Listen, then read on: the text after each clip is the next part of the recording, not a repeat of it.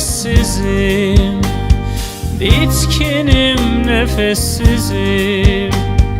Aklımda bir dert var ki hiç sorma. Kara kışlarda kaldım, kor ateşlerde yandım.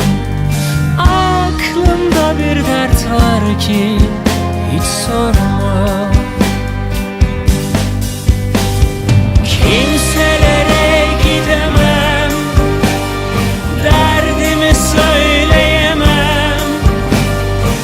3 günlük bu yalan dünyada, her an candan can kopsa da tek kelime edemem.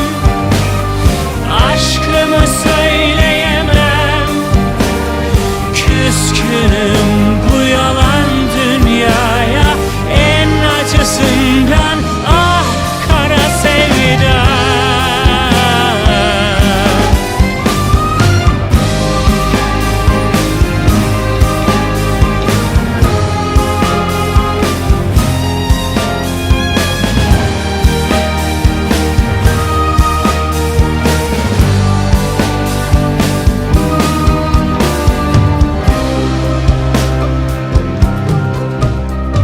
Mesafeler kapanmaz, zaman yaramı sarmaz. Artık bu kalp senden bir şey ummaz. Kimselere gidemem, derdimi söyleyemem.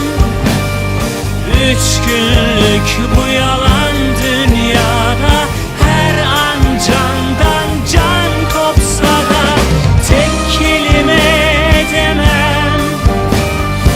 Aşkımı söyleyemem, küskünüm bu yalan dünyaya. En acısından ah kara sevda. Kimselere gidemem, derdimi söyleyemem.